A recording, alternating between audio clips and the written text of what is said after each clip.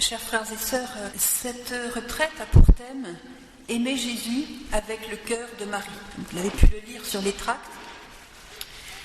Et donc, aujourd'hui, je vais essayer de vous parler de l'amour de Dieu et comment Marie nous aide.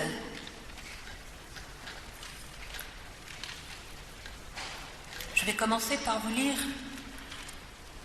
un des plus beaux hymnes à l'amour qui provient du Saint Curé d'Ars que nous fêtons particulièrement cette année et qui est avec nous en séjour, bien sûr.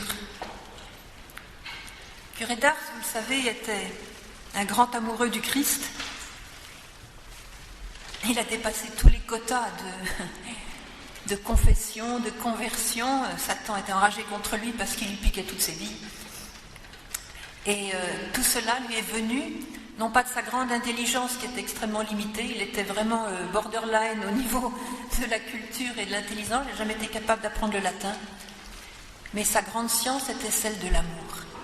Et grâce à cet amour, il a vraiment transformé une pauvre paroisse poussiéreuse en une des plus belles paroisses du monde, où les gens viennent par centaines et milliers se recueillir et se convertir. Et le curé d'Ars a composé cette extraordinaire prière adressée au Seigneur que je voudrais vous lire pour vous donner, je dirais, le goût de l'amour dès le début de cette retraite et le désir de cet amour, d'avoir cet amour brûlant. Acte d'amour du curé d'Ars. Je vous aime, ô mon Dieu, et mon seul désir est de vous aimer jusqu'au dernier soupir de ma vie. Je vous aime, ô mon Dieu, infiniment aimable, et j'aimerais mieux mourir en vous aimant que de vivre un seul instant sans vous aimer. Je vous aime, ô mon Dieu, et je ne désire le ciel que pour avoir le bonheur de vous aimer parfaitement. Je vous aime, ô mon Dieu, et je n'appréhende l'enfer que parce qu'on n'y aura jamais la douce consolation de vous aimer. Ô mon Dieu, si ma langue ne peut dire à tout moment que je vous aime, du moins je veux que mon cœur vous le répète autant de fois que je respire. Ah, faites-moi la grâce de souffrir en vous aimant, de vous aimer en souffrant, et d'expirer un jour en vous aimant et en sentant que je vous aime. Et plus j'approche de ma fin, plus je vous conjure d'accroître mon amour et de le perfectionner. Ainsi soit-il.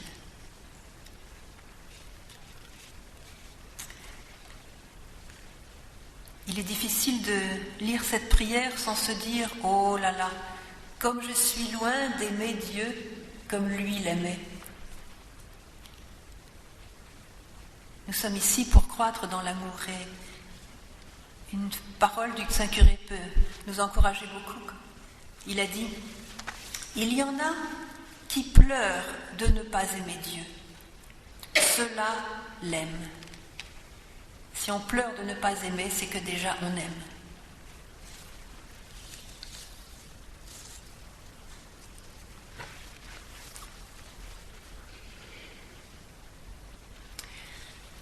La Sainte Vierge nous a donné des clés.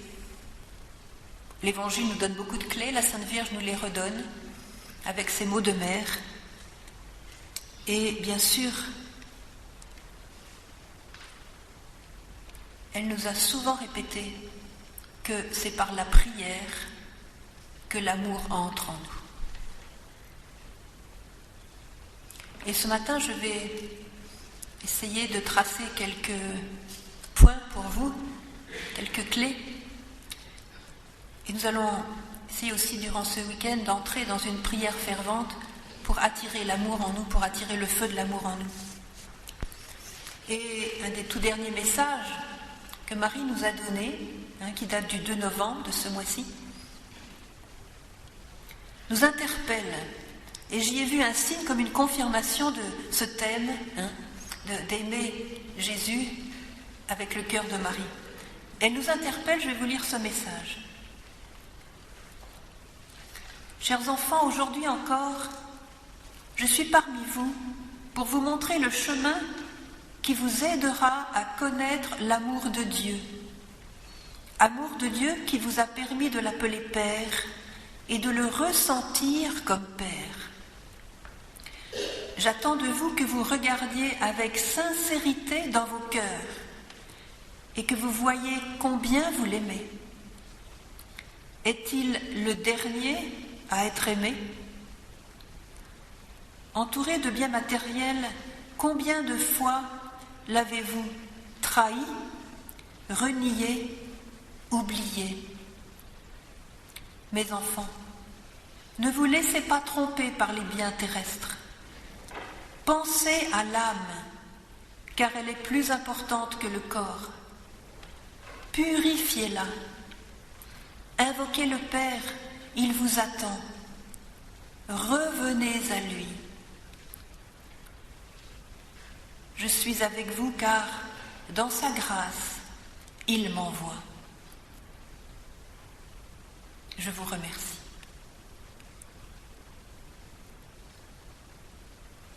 Oui, Marie nous interpelle pour regarder dans nos cœurs, non pas pour pointer combien on l'a renié, oublié, délaissé, etc., ou trahi, mais pour nous aussi, pour nous aider, en regardant nos cœurs, à sonder quel est notre plus profond désir. Et c'est une question que je voudrais vous poser ce matin. Quel est votre plus profond désir ? Pourquoi est-ce que vous vivez ? Si quelqu'un vous disait, voilà, j'ai le pouvoir de réaliser ton désir le plus intime, le plus fort, le plus secret, le plus violent en toi, dis-moi ce que c'est et je le ferai pour toi. Qu'est-ce que vous répondriez ? Qu'est-ce que vous répondriez ? Eh bien, je suppose que la plupart d'entre nous répondraient connaître l'amour, connaître la plénitude de l'amour, goûter la plénitude de l'amour. Goûter cet amour qui n'a pas de fin, qui ne déçoit pas, qui ne trompe pas. Goûter cet amour qui se prolongera dans la vie éternelle. Commencer cette vie d'amour, brûler du feu de l'amour, aimer et être aimé. Travailler pour l'amour, m'investir pour l'amour, vivre pour l'amour. Est-ce que cela n'est pas votre plus profond désir ?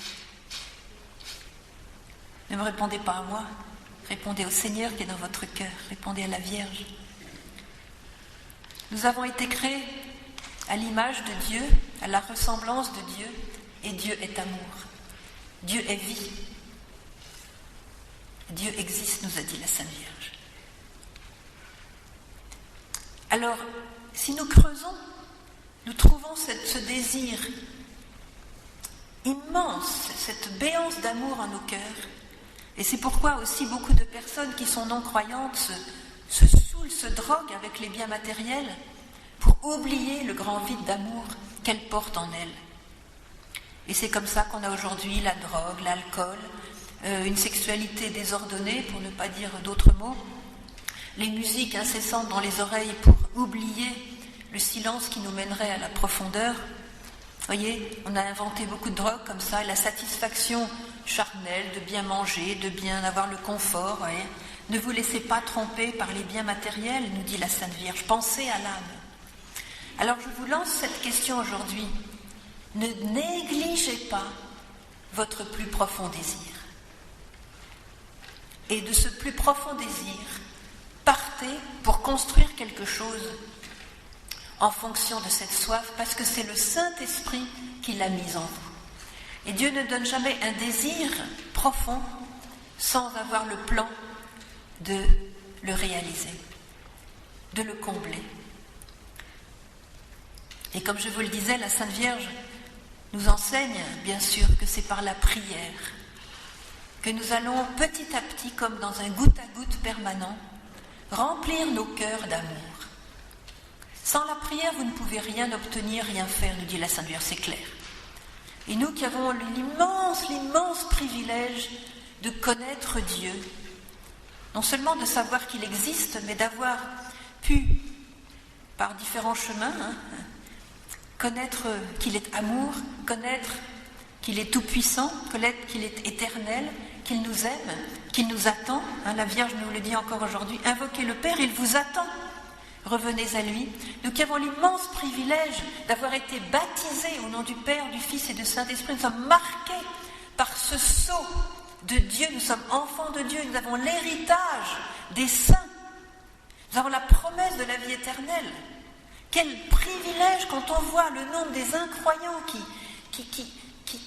rament dans le désespoir, dans la nuit, qui essayent de se satisfaire avec des petites choses par-ci, par-là, pour remplir un grand, grand vide qu'aucune chose humaine ne peut remplir. Et nous avons la clé de la connaissance par la parole de Dieu, par les révélations que nous donnent les grands saints, les grands mystiques, par l'Église qui nous donne le chemin.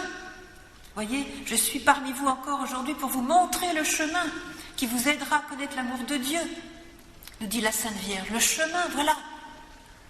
Et dans ce privilège, nous devons nous réveiller, parce que nous nous sommes endormis justement dans les facilités matérielles, nos occupations. On est occupé. Et comme on est occupé, on n'a pas le temps de regarder à l'âme. Et comme on n'a pas le temps de regarder à l'âme, on dira je le ferai demain, je le ferai après-demain, je vais d'abord faire ceci, je vais d'abord réaliser cela. Et on perd du temps. Et le temps arrive où peut-être un jour le Seigneur va nous rappeler et on va se dire aïe, j'ai raté le train. J'ai passé ma vie à des choses, non pas forcément futiles ou mauvaises, mais de second ordre. Et j'ai oublié mon âme. Pensez à l'âme, nous dit la Sainte Vierge. Et par la prière, une simple prière d'enfant, tout peut nous être donné. Le Seigneur n'attend que cela. Un cri de l'enfant, « Papa, j'ai besoin de ton amour, j'ai besoin d'un câlin. Papa, viens, donne-moi à manger, donne-moi à boire. Papa, j'ai besoin de toi. Papa, je suis blessé, aide-moi. » Un simple cri d'enfant peut attirer des torrents d'amour en nous, des torrents de lumière. J'oublierai jamais ce témoignage d'un de mes frères de la communauté de l'Emmanuel, Jean-Rodolphe. Ce frère est juif, peut-être certains d'entre vous le connaissent, et il était un croyant. Sa famille, surtout du côté de son grand-père, étaient des croyants juifs très fervents. Son grand-père même était rabbin. Et voilà que lui avait perdu la foi. Il était, comme beaucoup de jeunes d'aujourd'hui, c'était un grand virtuose de piano. Il était très très très brillant en musique. Et il avait une amie qui était chrétienne, mais qui était très très blessée par différentes choses et qui vivait une grande angoisse. Elle était très angoissée. Et un jour, cette amie arrive dans un petit appartement à Paris. J'étais encore dans le monde, c'était juste avant de rentrer dans la communauté des Béatitudes. Et elle arrive à la maison envoyée par quelqu'un, je ne sais plus qui. Et elle est tombée juste au moment où on faisait une prière avec quelques amis, une prière du soir, voilà. On s'était réunis dans une petite pièce là. Et elle arrive, je lui dis, écoute, t'as qu'à t'asseoir. Alors, comme elle était elle-même d'origine chrétienne, mais totalement, elle avait largué la foi, elle s'est assise, elle est restée silencieuse. Et puis, on a prié l'Esprit Saint, avec joie, on a été célébrer le Seigneur par la louange et tout.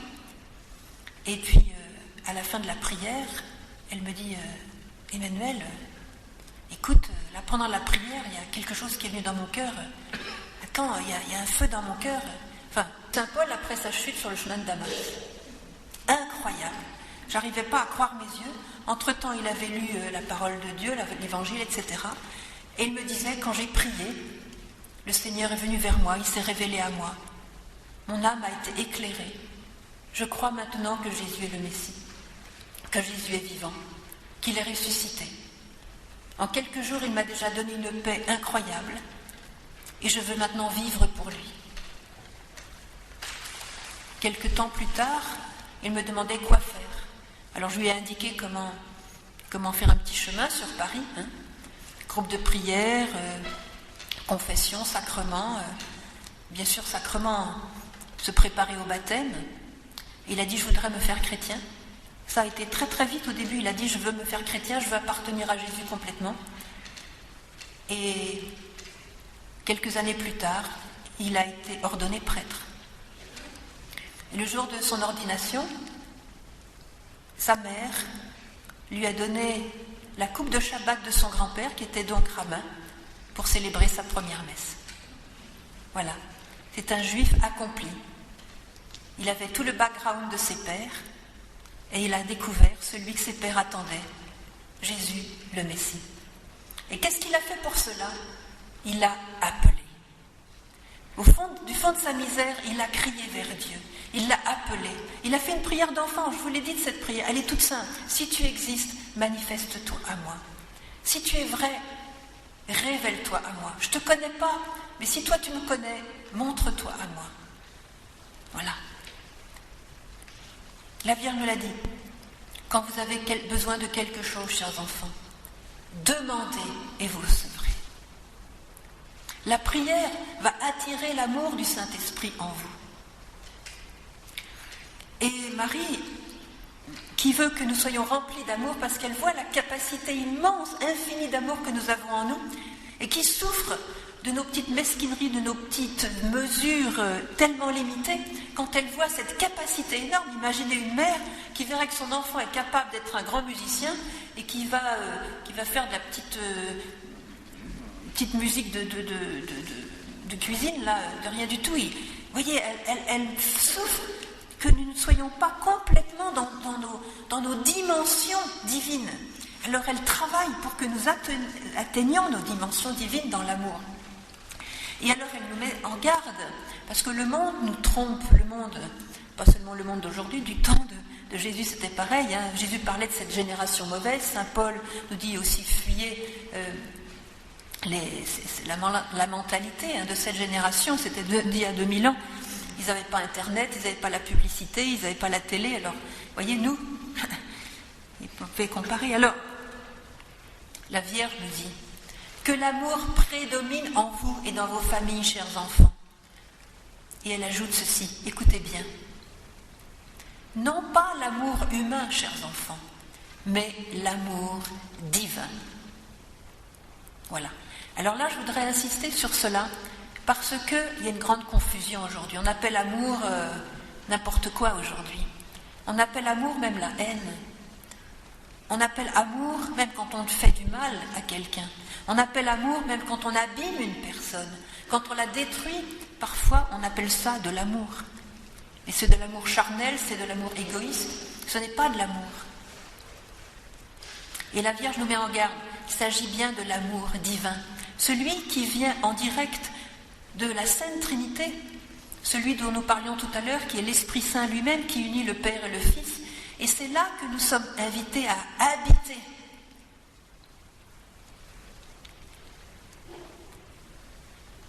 En anticipation à cet amour que nous vivrons dans le ciel, où nous habiterons totalement, parfaitement la Sainte Trinité. Alors il y a un évangile que je voudrais utiliser ici pour vous expliquer un petit peu la différence entre l'amour humain et l'amour divin. C'est l'évangile de Cana. Je sais qu'il y a plusieurs couples au milieu de nous, et tous ceux qui ne sont pas mariés sur cette terre sont de toute façon appelés à vivre les noces de l'agneau. Notre âme est faite pour les épousailles. Alors, il y a une préfiguration des épousailles éternelles pour ceux qui vivent le sacrement du mariage, et puis les autres anticipent les épousailles aussi, en s'unissant au Christ d'une manière un petit peu particulière aussi des sept terres. Alors, nous sommes tous faits pour les épousailles, nous sommes tous faits pour les noces. Personne ne sera célibataire au ciel, je vous le rassure tout de suite. Cana. Nous sommes donc dans un petit village de Galilée, pas très loin de Nazareth. Certains l'ont visité, on y vend toujours du vin. Et voilà que Jésus et ses disciples sont invités à des noces. Donc il avait 12 disciples, sa mère aussi était présente, et ils en viennent à manquer du vin. Je soupçonne un peu les 12 d'avoir aidé à ça, que le vin a coulé assez vite. Voilà.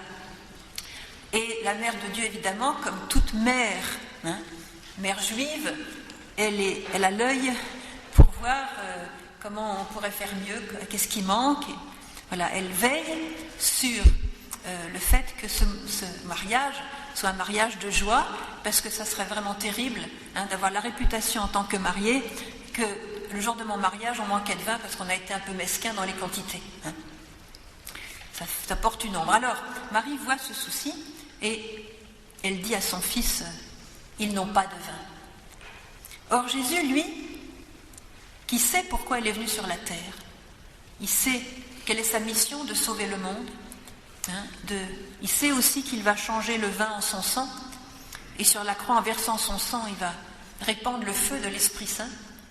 Quand Marie lui parle du vin qui manque, tout de suite, lui, il clique sur le fait que le vin va être changé en son sang.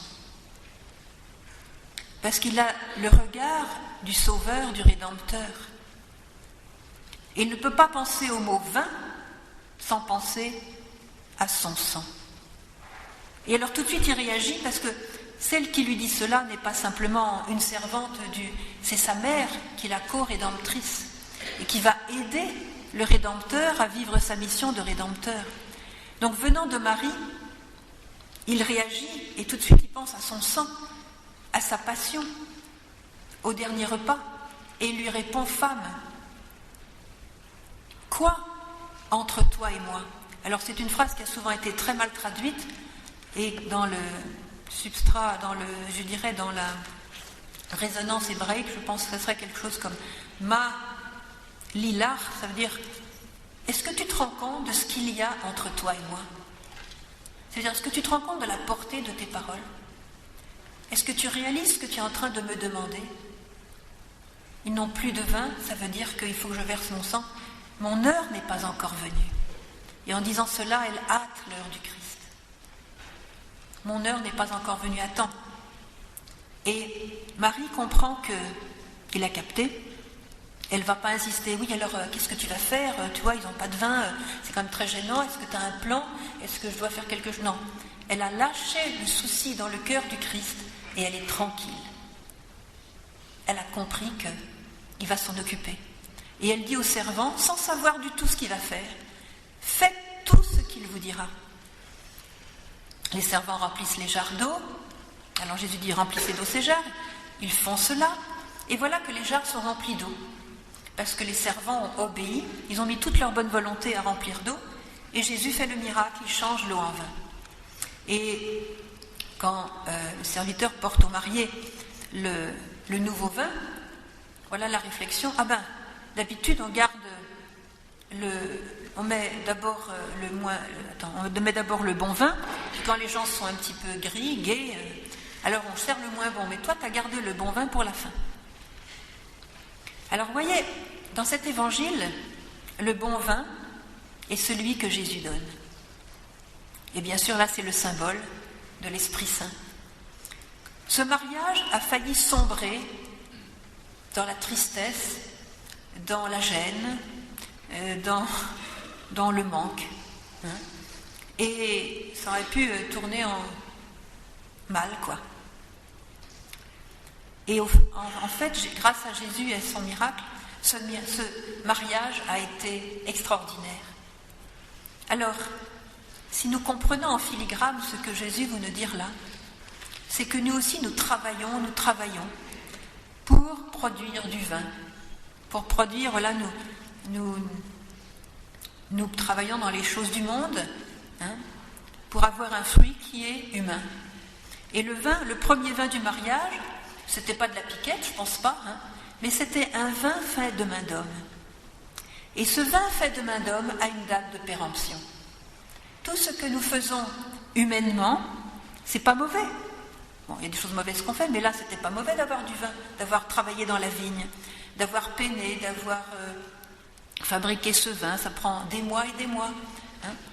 Alors, c'est un travail humain qui porte un fruit humain et il a une date de péremption. Quand on se marie sur une attirance, une attraction, une pensée que c'est la bonne personne avec qui on pourra faire sa vie, c'est bien. Cette attirance, cette attraction est aussi donnée par Dieu, c'est pas une mauvaise chose, mais c'est humain.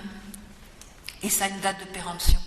Et un jour, le mariage, qui est resté dans un amour simplement humain, se trouver bien avec la personne, d'avoir cette attirance, d'avoir cette joie d'être ensemble, etc., eh bien, on commence à se fatiguer, on commence à plus trop sentir l'attirance, on commence à s'ennuyer, on commence à regarder ailleurs, on commence à dire bof, si j'avais su, etc., voyez, parce que ce qui est humain passe. Mais Jésus prend la relève. Il nous donne le vin nouveau. Et le vin qui est sorti des 6 jarres, c'est pas l'homme qui l'a fabriqué. Ce vin est venu parce que Marie a signalé, elle a intercédé, parce que les serviteurs ont obéi et que Jésus a fait le miracle. Et voilà le vin de nos amours. Voilà le vin qui est meilleur que le premier. Et celui-là, cette joie qui est donnée par ce vin, cette joie, elle n'a pas de date de péremption. C'est déjà la joie qui préfigure celle du royaume. Voyez ? C'est la joie qui déjà nous met le ciel dans notre cœur. Et Marie, en nous disant, chers enfants, que l'amour prédomine en vous et dans vos familles, non pas un amour humain, mais un amour divin, je pense peut-être qu'elle repensait à Cana, c'est-à-dire ne vous méprenez pas, ne construisez pas sur du sable.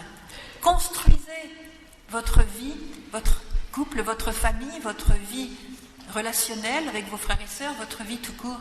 Construisez-la sur l'amour divin pour que vous ne soyez pas déçus et que pour que vous soyez comblés. Pour que votre cœur, qui a une soif infinie d'amour, puisse recevoir sa dose d'infini. Et que vous ne soyez pas un jour à vous dire « bof, si j'avais su », c'est pas génial tout ça. Mais que vous soyez, comme nous dit la parole de Dieu, que vous grimpiez, que vous montiez d'étape en étape vers le plus haut degré de l'amour. Et Marie nous dit qu'ici sur la terre, nous pouvons atteindre la plénitude de l'amour. Il a ce merveilleux message que je voudrais vous lire, qui date de janvier 1987. Chers enfants, voilà. À partir d'aujourd'hui, vivez tous une nouvelle vie.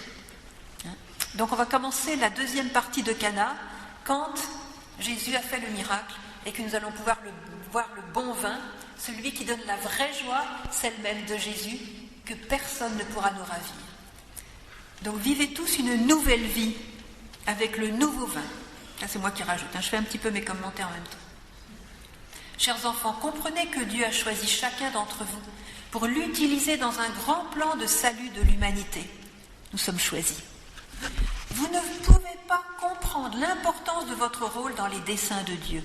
C'est pourquoi, chers enfants, priez pour pouvoir comprendre le plan que Dieu a à travers vous. Et alors, écoutez bien cette parole de Marie, parce que c'est aussi la Vierge de Cana qui nous dit cela.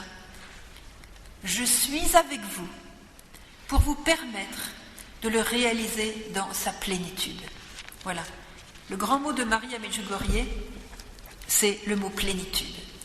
Marie veut nous aider à avoir dans notre cœur cette plénitude de l'amour qui est le moyen, bien sûr, de réaliser pleinement le plan de Dieu sur nous. Et elle nous voit d'avance.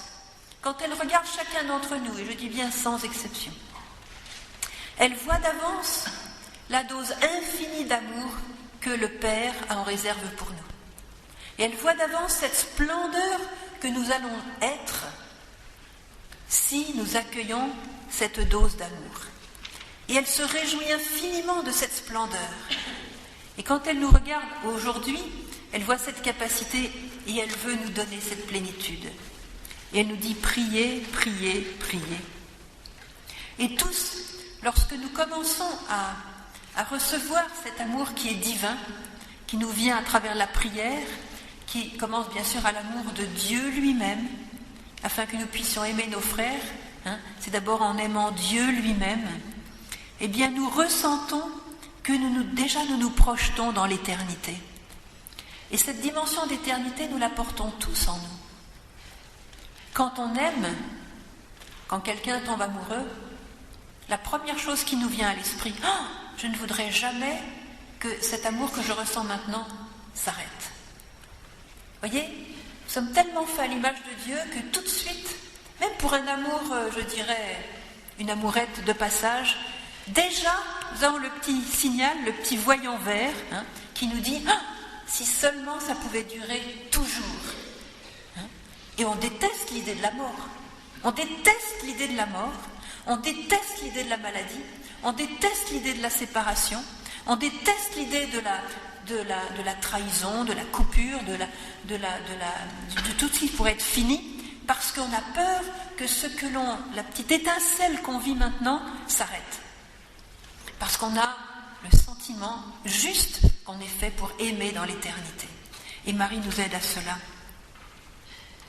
On a tous en nous cette exigence de l'éternité. Et le monde nous martèle, le monde nous bombarde de ces petits faux amours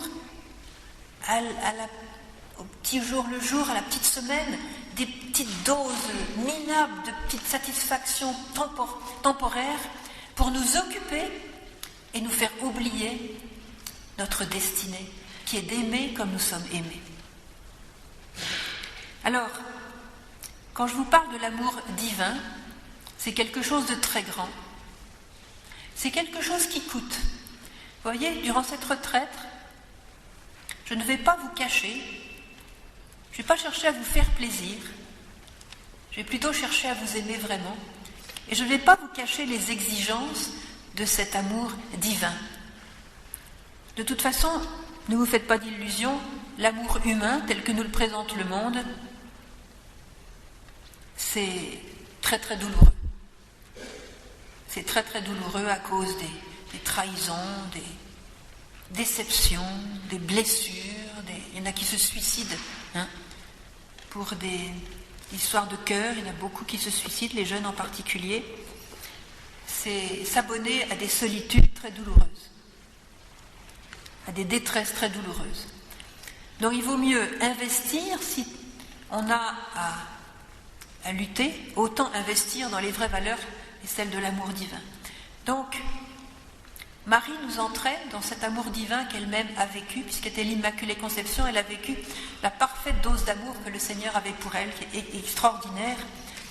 Et elle nous enseigne que l'amour divin, qui grandit en nous par étapes grâce à la prière, traverse des moments où il nous faut faire des efforts, où il nous faut faire des renoncements, où il nous faut faire des sacrifices. Et quelquefois, ça coûte même une certaine mort intérieure à nous-mêmes. Et ça coûte de ne pas sombrer dans, justement, garder un horizon terrestre. Je voudrais ici vous partager une chose que j'ai vécue en Amérique récemment. Je reviens d'une longue mission aux États-Unis. Et j'ai été émerveillée par une de nos collaboratrices aux États-Unis, qui est mère de 7 enfants. Et elle, on est resté chez elle pendant 3 jours, on a eu le temps vraiment de se fréquenter intensément. Et il s'est trouvé qu'un de ses fils aînés, est parti à Rome faire des études de théologie. Et là, il est tombé amoureux d'une jeune fille qui était là aussi dans cette même université et qui était française. Et cette jeune fille donc s'est attachée à lui, s'est attachée à elle. Lui-même était très fervent chrétien. Elle-même était totalement athée. Et d'ailleurs, je dis qu'elle était à Rome pour l'université. Elle était à Rome, mais en fait, évidemment, elle n'était pas à l'université de théologie puisqu'elle était athée. Mais enfin, ils se sont rencontrés comme étudiants à Rome, se sont fréquentés.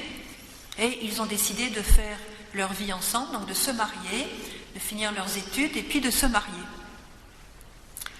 Et lui, en tant que chrétien, vivait la chasteté avant le mariage, ce qu'elle a accepté. Et leur amour a grandi. Et puis un jour, en rentrant en France, elle a eu un très grave accident de voiture et elle est restée en réanimation entre la vie et la mort. Il a appris la nouvelle à Rome, il a pris le premier avion, il a été la trouver à l'hôpital, elle ne pouvait plus parler, mais elle était consciente, elle ouvrait les yeux et toute sa tête était là, mais elle était dans un état très très grave. Et toute la journée, il lui a tenu la main, Il lui a parlé, il a prié, il est resté près d'elle. Durant la nuit, elle est repartie vers le Seigneur. Et lui, donc, est resté un peu avec la famille pour les funérailles, etc. Et puis, il a téléphoné à sa maman, donc mon amie, elle s'appelle Sally, et lui dit « Maman, je voudrais mourir. » Son cœur était brisé. « Maman, je voudrais mourir. Mais en même temps, je veux vivre pour devenir l'homme qu'elle pensait que je pouvais devenir. » Et la mère, en entendant la nouvelle, évidemment, du décès de la fiancée de son fils, a été aussi brisée de chagrin. Et en voyant son fils souffrir comme ça, elle a été, dans sa sensibilité maternelle, brisée de chagrin. Et le fils est revenu chez elle, à la maison en Amérique, pour quelque temps. Et elle le voyait brisé de chagrin. Et elle me disait, il est rentré dans le salon et puis il avait envie de pleurer, j'étais là. Alors il a mis très fort la télévision pour faire du bruit et ne pas entendre les gémissements qui sortaient de son cœur et de ses lèvres. Et moi, par discrétion, je suis allée repasser du linge dans la pièce d'à côté, mais je le sentais dans sa douleur. Et là, j'ai prié pour lui. Alors, c'est là que je vais en venir. Écoutez bien la prière qu'elle a faite. Écoutez bien cette prière d'une mère chrétienne qui veut le bonheur de son fils et qui le voit brisé de douleur, elle-même brisée de douleur. Seigneur Jésus, tu vois la douleur de mon fils. Il est écrasé de douleur. Et moi, sa mère, je le suis avec lui. Seigneur Jésus, ne lui épargne aucune épreuve de ce qu'il doit vivre pour devenir le grand saint que tu espères qu'il deviendra. Ne lui enlève aucune parcelle d'épreuve qu'il doit vivre pour devenir le grand saint qu'il peut devenir dans ton plan.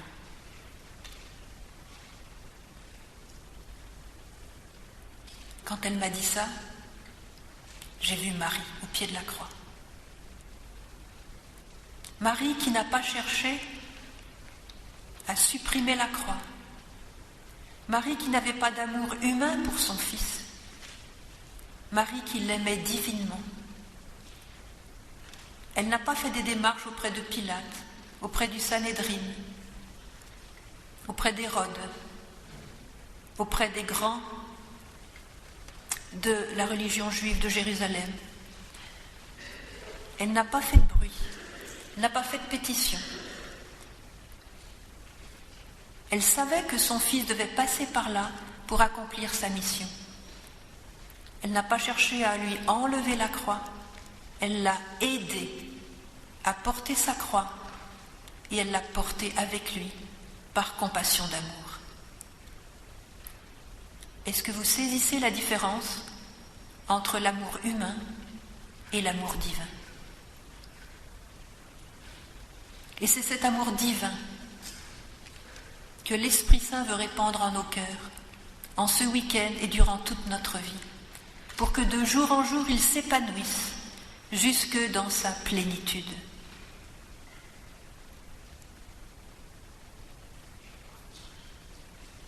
Alors, quelle est la définition de l'amour divin? Quand on aime divinement, et Marie nous en montre l'exemple, comme beaucoup de saints, curé d'Ars par exemple, petite Thérèse, aimer quelqu'un, c'est non seulement désirer son plus grand bonheur, mais se livrer pour servir, pour aider, pour travailler à ce plus grand bonheur. Sally, mon amie américaine, a offert toutes ses souffrances pour la sainteté de ses enfants. Ça ne l'a pas empêché d'agoniser avec son fils, mais avec cette extraordinaire espérance que sa souffrance n'était pas vaine et qu'elle allait remonter le niveau de toutes les personnes de sa famille et du monde. Marie a confié à une des voyantes à Medjugorje, Maria Pavlovitch, une chose qui peut au premier abord choquer, mais qui corrobore ce que j'essaye de vous expliquer. Marie a dit à Maria, « Tu sais, lorsque je me tenais debout au pied de la croix, au pied de mon fils, j'ai connu à ce moment-là la plus grande joie de ma vie. » Pourquoi cette joie ?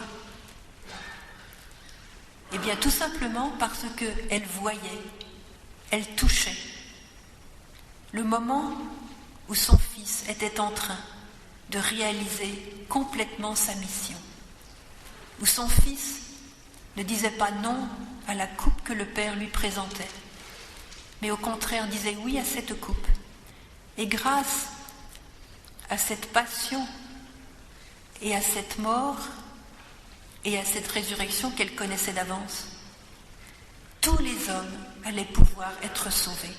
Et sa joie n'était pas dans le fait de voir souffrir son fils, qui aurait été du sadisme pur.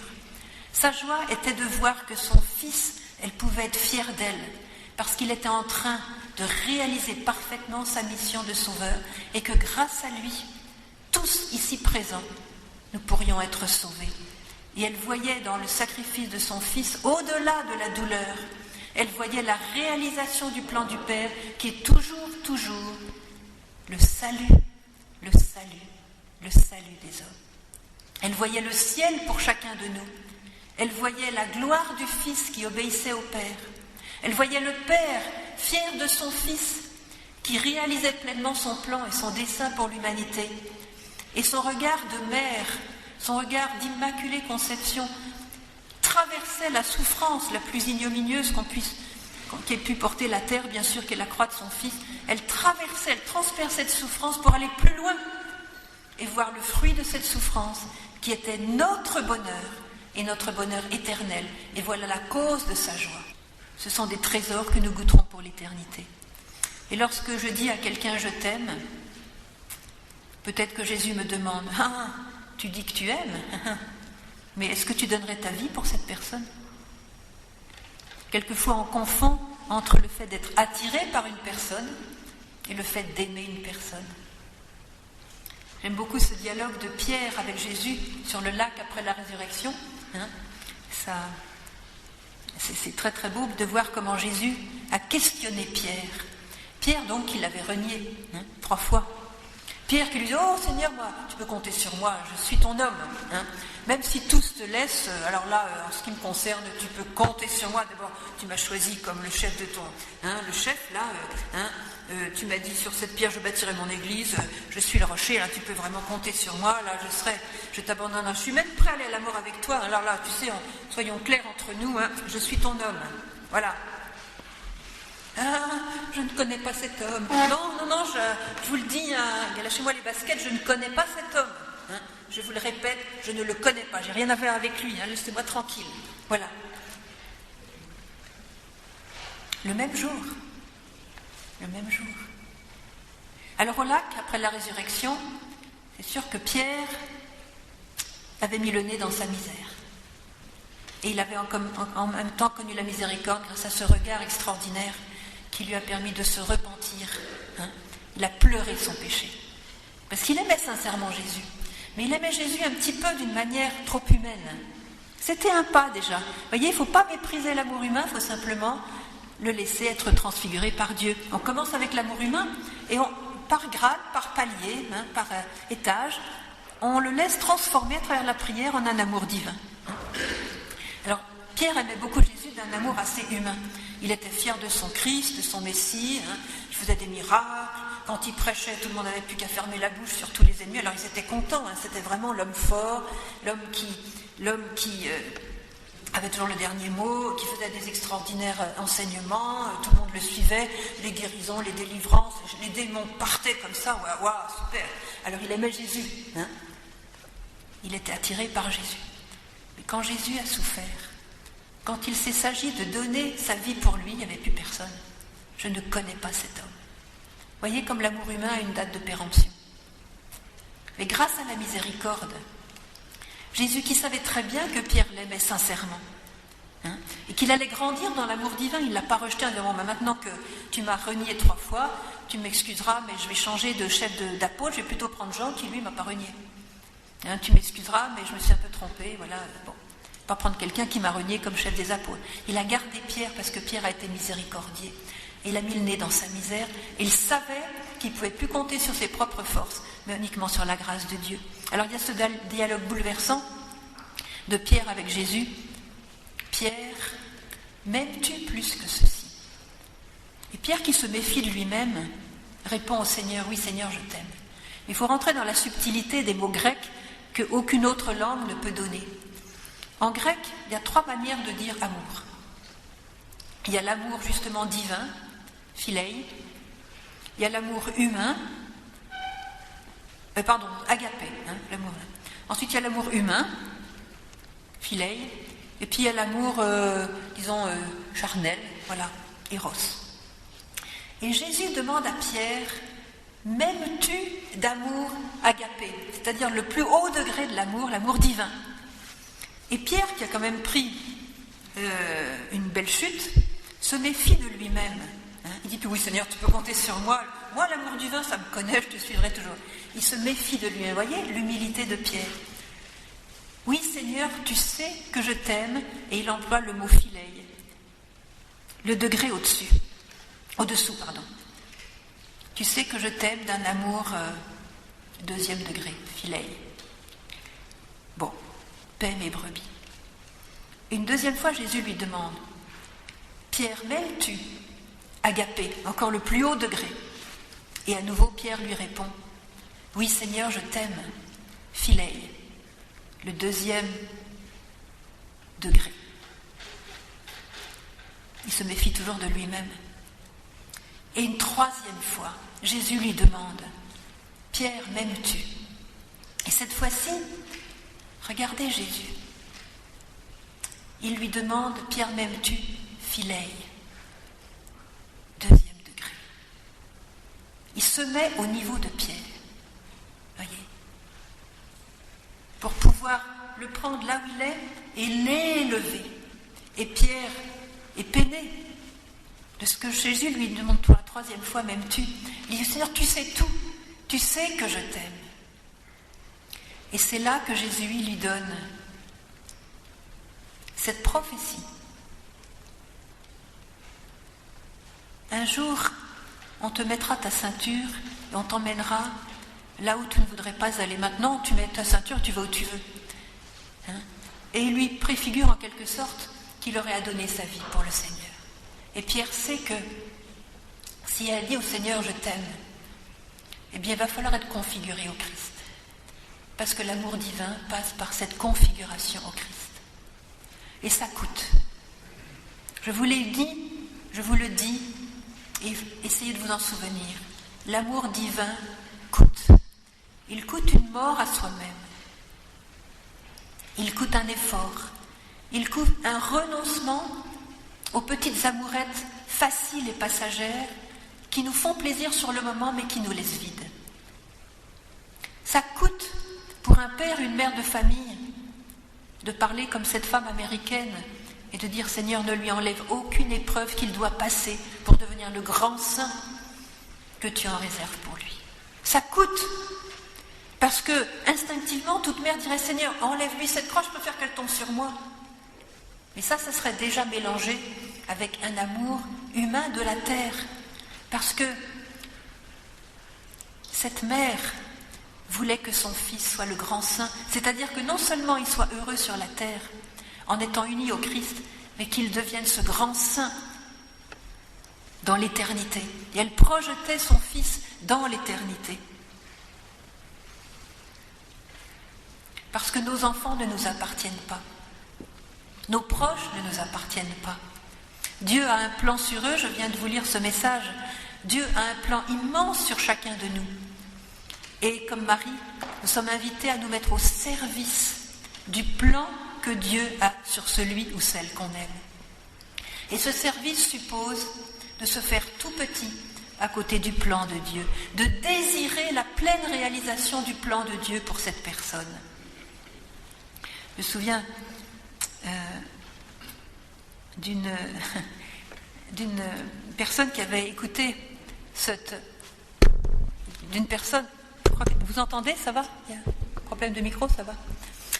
Qui avait écouté cet enseignement et qui avait expliqué à sa petite fille de 5 ans que, tu sais, ma chérie, ton papa et moi, nous sommes tes parents, mais nous sommes les instruments de Dieu pour te faire grandir sur cette terre, pour t'aider, pour que tu deviennes vraiment une grande sainte. Parce que ton vrai papa, c'est ton Père du ciel, c'est lui qui t'a créé. Nous, on ne t'a pas créé, on aide Dieu, tu vois, pour être à côté de toi sur la terre. Mais ton vrai papa, c'est Dieu dans le ciel. Et ta vraie maman, c'est Marie dans le ciel. Si un jour on est repris au ciel dans le Seigneur, tu auras toujours ton papa et ta maman, parce que ton papa, c'est Dieu et ta maman, c'est Marie. Alors nous, on est là pour t'aider, te garder, tu vois, t'élever, mais n'oublie pas que ton vrai papa et ta vraie maman, tu les auras toujours, parce que c'est Dieu et Marie. Le lendemain, elle jouait avec son petit cousin, et la maman était présente. Alors la fille expliquait à son cousin la leçon qu'elle avait reçue la veille. C'était en Argentine. Elle lui dit, tu sais, Agostino, faut pas que tu crois que ton papa c'est ton vrai papa, ni ta maman c'est ta vraie maman. Alors tu sais, je te le dis, ton vrai papa, faut que tu le saches, c'est Dieu. Et ta vraie maman, c'est la Sainte Vierge. Et ton papa et ta maman, là, c'est seulement tes babysitters. Voyez, revu et corrigé par les enfants. Mais tout ça pour vous dire que ceux que nous aimons ne nous appartiennent pas.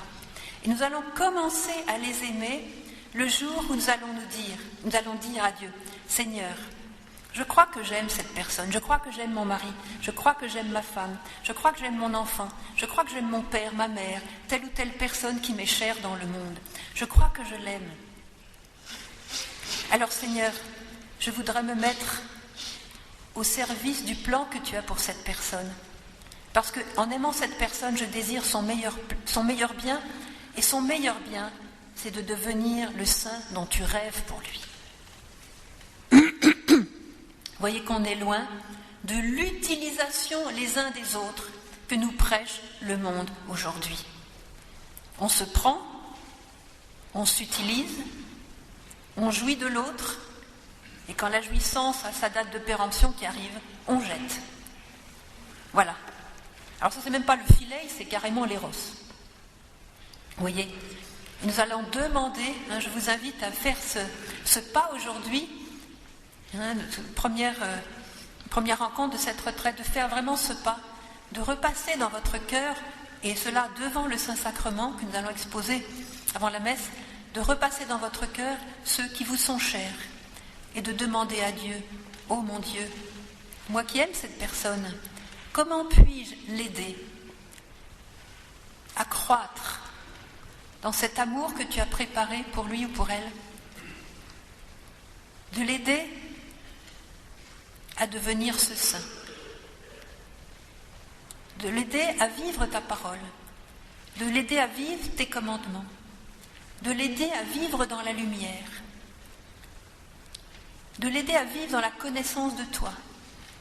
Et que puis-je faire, Seigneur? Comment puis-je me sacrifier pour que cette personne atteigne ce degré de gloire, d'amour, d'intense bonheur que tu as préparé pour elle ou pour lui de toute éternité? Comment puis-je être en service pour cette personne? Comment peux-tu m'utiliser comme instrument pour faire croître cette personne? Je me souviens d'un très beau témoignage qui concerne Marthe Robin. Une femme était mariée et, je dirais, très mal mariée. Elle avait dû se marier un petit peu trop vite et très vite elle s'est aperçue que son mari était quelqu'un qui lui faisait plus de mal que de bien, très très difficile à vivre, et son mariage est devenu une vraie agonie. Elle a duré elle était une personne très croyante, très pieuse, qui s'accrochait, qui portait sa croix chaque jour et qui l'offrait au Seigneur, et c'était une croix très lourde. Puis un jour, dans un groupe de prière, elle rencontre un homme qui était lui-même marié, lui-même mal marié, et ils sont tombés amoureux l'un de l'autre. Ils ont échangé un petit peu ce qu'ils vivaient, et ils se sont rendus compte qu'ils avaient un peu la même croix. Et ça les a réunis encore plus. Et bien sûr, il y avait cette attirance entre eux. Et ils se sont demandé s'il n'y avait pas un moyen de vivre ensemble quand même, tout en restant dans le Seigneur. Alors ils ont été voir Marthe Robin, et en écoutant ce témoignage, tous les deux étaient donc très croyants, en écoutant ce témoignage, Marthe Robin a saisi leur grande souffrance, et elle leur a répondu ceci: aimez-vous, mais ne vous abîmez pas. Aimez-vous, mais restez droit dans le Seigneur. Ne vous abîmez pas. Et elle les a invités à transfigurer leur amour, qui était aussi humain, à le dépasser, à dépasser cette attirance, ce désir mutuel, pour entrer dans le véritable amour mutuel, c'est-à-dire une partie de sacrifice. Et elle leur a dit: aimez-vous, mais d'un amour divin, et ne vous abîmez pas en réduisant cet amour à une liaison. Vous saisissez? Et le Seigneur veut nous élever. Et on a beaucoup à purifier parce que, encore une fois, on baigne dans un monde qui nous attire vers le bas constamment. Et nous devons ramer à contre-courant.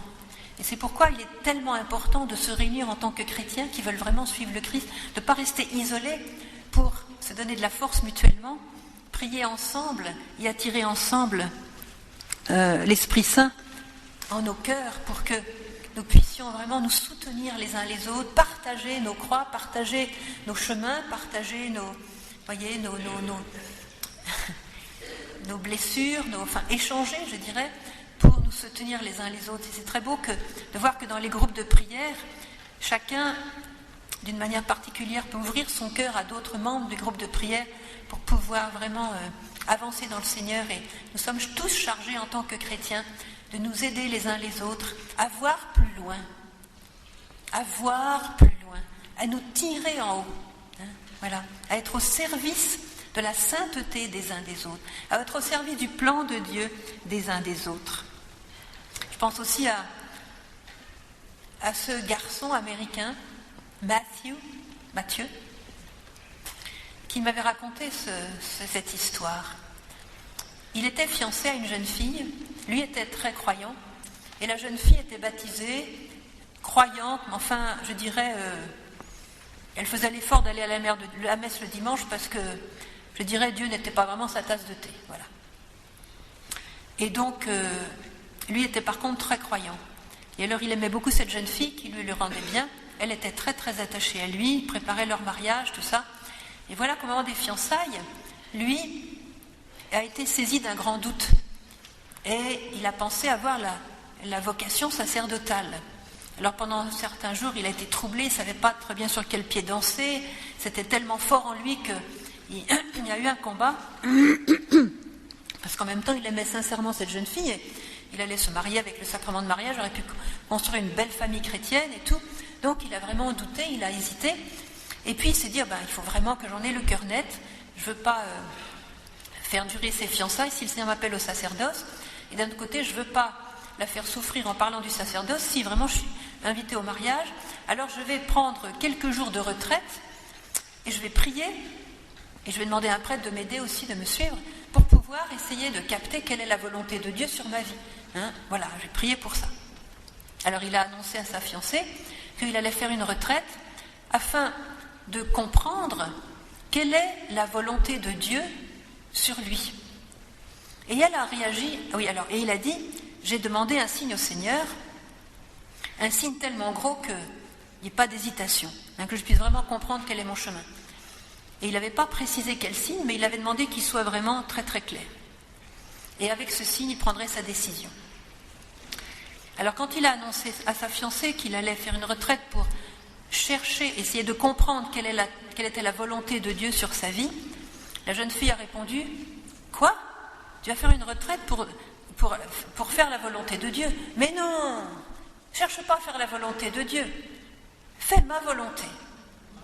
Et ma volonté, c'est qu'on se marie. » Et il a dit « Merci Seigneur, j'ai eu mon signe. »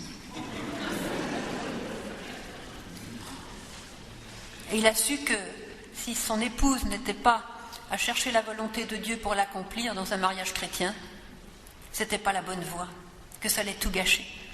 Et qu'il serait toujours entre deux chaises, à vouloir plaire à sa femme ou à plaire à Dieu, que ça n'allait pas aller ensemble.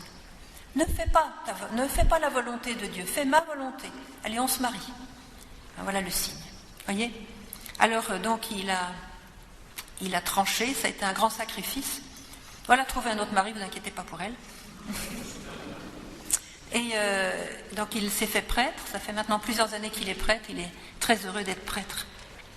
Mais voyez que ça demande, être honnête envers Dieu, ça demande quelquefois une mort à des sentiments, quelquefois une mort à des projets, une mort à des choses que l'on chérit, dont on croit qu'on a besoin même, voyez. Ça demande une certaine mort, et c'est pour ça que quelquefois les gens ont peur de dire « Seigneur, que ta volonté soit faite pour moi ». Ils ne se rendent pas compte que la volonté de Dieu est une volonté de bonheur, une volonté d'amour, une volonté de joie. Quand Jésus est arrivé à Cana, il a transformé la catastrophe de ce mariage en un mariage le plus beau de toute la région. Vous comprenez ? Il est arrivé, il a changé un mariage triste en un mariage joyeux. Il veut changer nos familles qui s'ennuient en des familles qui ont la joie. Il veut faire déborder la joie dans nos familles, dans nos cœurs. Voilà ce que fait Jésus. Et quand on dit à Dieu, Seigneur, que ta volonté soit faite, ça veut dire fais déborder la joie. J'aurai un prix à payer. Mais ce prix, ça vaut la peine. Qu'est-ce que ça coûte, ce prix à payer, à côté de la joie qui commence sur la terre et qui va se prolonger en éternité ?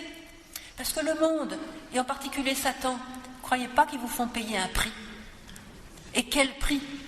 Le désespoir, la destruction, la dépression, la mort dans l'âme. Voilà le coût des plaisirs de Satan. Alors sur le moment, voilà, on est content, on est satisfait, on a un bon petit plaisir, ça dure 1 an, 2 ans, 10 ans, et puis après l'amertume qui nous ronge. Vous voyez ? Alors qu'avec Dieu, waouh, quel chemin ! C'est un chemin qui s'ouvre sur la vie éternelle. C'est un chemin de joie. Et le beau fruit de l'amour, voyez, comme la Vierge nous le dit dans le tout dernier message. Petits enfants, que vos cœurs soient purs et agréables, pour que l'amour et la chaleur commencent à couler à travers vous en chaque cœur qui est loin de l'amour de Dieu. Petits enfants, soyez mes mains tendues, des mains d'amour, pour tous ceux qui se sont perdus, qui n'ont plus la foi ni l'espérance. Alors, la Sainte Vierge et le Christ comptent sur nous pour que nous soyons tellement remplis d'amour, que nous soyons les mains même tendues de Marie, de Jésus, pour rejoindre ceux qui aujourd'hui marchent dans les ténèbres. Et, comme elle le dit, ce monde qui n'a pas d'espérance quand il ne connaît pas Jésus. Je me souviens de cette grande amie que j'ai qui a fondé cette belle communauté de Nouveaux Horizons, les Nuovi Orizzonti, c'est une communauté italienne qui n'a pas encore de fondation en France, mais peut-être ça arrivera. Et leur mission, c'est de repêcher des gens qui sont en enfer, enfin l'enfer de la terre, c'est-à-dire qu'elle a commencé à la gare Termini à Rome et elle a ramassé tous ceux qui étaient dans le désespoir, la drogue, les sorties de prison, des suicidaires, des désespérés, des alcooliques, des perdus, quoi. Toutes les ténèbres de Rome s'agglutinaient dans cette gare et donc elle y allait, elle repêchait des gens, leur parlant du Christ, une fille extraordinaire. Bon, je sais qu'on ne canonise pas les gens de leur vivant, mais elle le mériterait, bon. Et alors, elle a fondé une petite communauté, je ne vais pas ces détails, c'est une histoire extraordinaire, ça, comment elle a fondé sa communauté. Et c'est une personne qui prie beaucoup et qui est remplie d'amour, remplie de joie. on voit la résurrection à travers elle. Je ne sais pas si vous les avez connues à Medjugorje, vous l'avez rencontrée. Bon. Chiara, elle s'appelle, Chiara Amirante. Et le Seigneur est très très proche d'elle. Et un jour, elle faisait tellement de bien, elle repêchait tellement de jeunes du désespoir, du péché, de l'enfer humain, quoi, que Satan a commencé à s'énerver contre elle. Et dans certains groupes satanistes italiens, il a inspiré, pendant un culte rendu à Satan, qu'il fallait la tuer, qu'elle était trop gênante. Alors le prêtre de Satan, qui avait reçu ce message de Satan, a désigné une personne du groupe sataniste qui devait donc, comme épreuve, aller assassiner Chiara. Alors, je ne rentre pas trop dans les détails pour pas trop vous faire peur, mais enfin, vous savez, Satan travaille malheureusement. Donc, elle avait pris son couteau et tout le plan était très très bien fait. Elle faisait partie aussi des focolari, comme Chiara, parce que tous les satanistes ont un rôle dans l'Église. Ils ont un double passeport en quelque sorte pour se faire accueillir partout. Donc elle faisait partie des membres de la communauté de Chiara Lubich. Et elle était donc membre de cette communauté. Elle téléphone à Chiara, notre Chiara, donc à Amirante, pour lui demander un rendez-vous. Dit voilà, je fais partie des focolari et j'aimerais bien te rencontrer pour avoir un conseil, etc. Et donc Chiara avait donné un rendez-vous. Et durant la nuit, le Seigneur l'a prévenue. Et le Seigneur lui a dit dans un rêve: quelqu'un viendra aujourd'hui sonner à ta porte pour te faire beaucoup de mal. Ne la rejette pas. Accueille-la en mon nom avec amour. Voilà le message. Le lendemain matin, la sataniste arrive avec son couteau, caché évidemment en un, avec un grand sourire. Bonjour Chiara, elle était prête à faire son cinéma. Donc elle sonne à la porte. Chiara ouvre, elle voit la jeune fille et tout de suite, elle la prend dans ses bras, l'embrasse avec ferveur, avec amour et elle lui dit: te voilà enfin arrivée à la maison. Et la jeune fille fond, elle se liquéfie complètement devant cet amour divin, cet amour, cette chaleur, cette tendresse, cette joie, cette lumière qu'elle n'avait jamais eu l'occasion avant de goûter.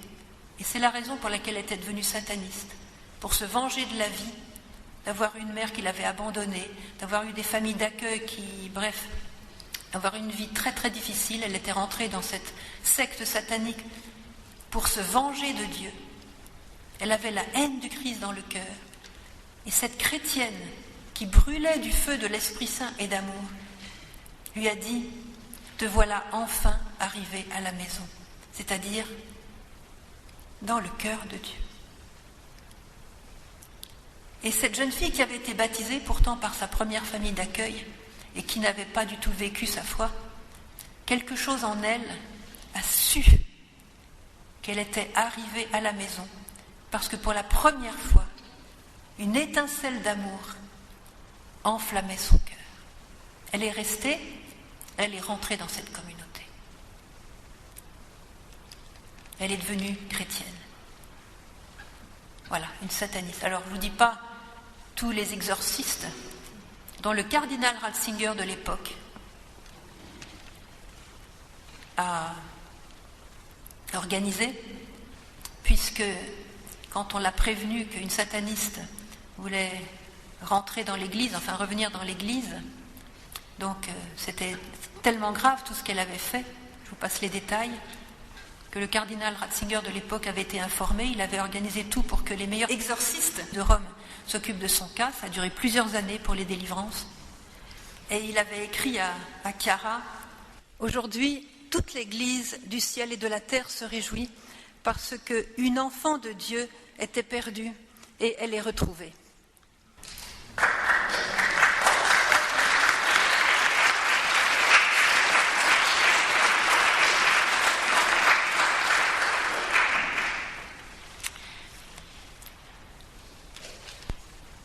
Et c'est l'Esprit Saint qui déverse cet amour dans nos cœurs. Et l'Esprit Saint, il est toujours 24 heures sur 24 à notre disposition. Quand on a un père spirituel qui peut nous aider, il faut prendre rendez-vous et quelquefois il est pris.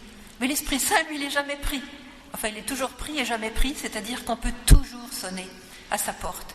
Et il sera toujours content de venir nous envahir. Vous voyez, comme une seule personne qui vit de l'amour du Christ, les miracles qui se produisent.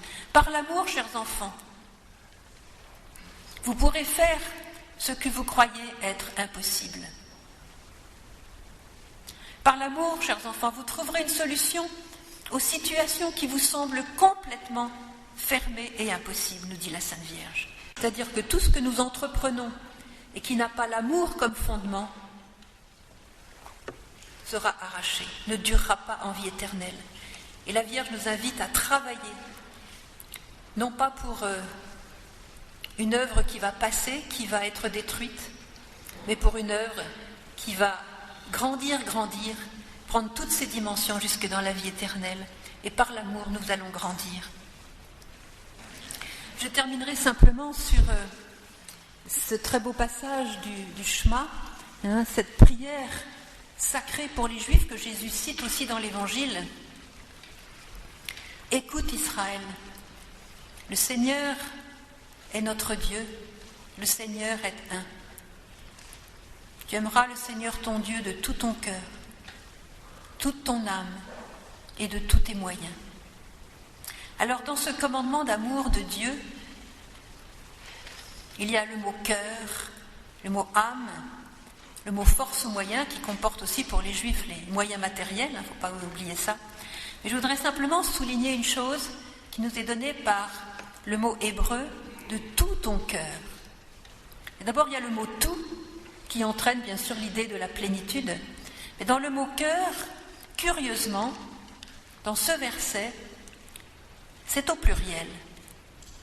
C'est ton cœur, et en même temps le mot cœur est au pluriel, comme si le Seigneur nous disait de tous tes cœurs. Et les commentaires juifs nous expliquent que dans notre cœur, eh bien, il y a un mélange. Il y a une partie de pierre et une partie de chair. L'Esprit Saint veut transformer nos cœurs de pierre en cœurs de chair. Alors, selon qui on est et comment on a essayé de vivre l'amour jusqu'à présent, on a plus ou moins de pierre et on a plus ou moins de chair. Mais on a encore les deux. Et la Vierge nous dit que vos cœurs soient purs. Elle veut que nos cœurs soient entièrement chair et qu'il n'y ait plus de pierre. Mais en attendant que le processus soit accompli, en attendant que nous ayons la plénitude de l'amour divin en nous, nous avons cette partie pierre encore. Et le Seigneur nous demande d'aimer dès maintenant. Et c'est pourquoi, quand il nous dit « Tu aimeras le Seigneur de ton Dieu de tout ton cœur » au pluriel, ça veut dire « Commence à aimer avec ta pierre et avec ta chair ». Ce qui explique le fait que le mot soit au pluriel. Alors ne vous découragez pas si aujourd'hui vous vous rendez compte que dans votre manière d'aimer, il y a encore de la pierre. Il y a encore beaucoup d'humain, il y a encore beaucoup d'égoïsme, il y a encore beaucoup du fait que vous êtes centré sur votre propre, intérêt. Il y a encore beaucoup d'impureté.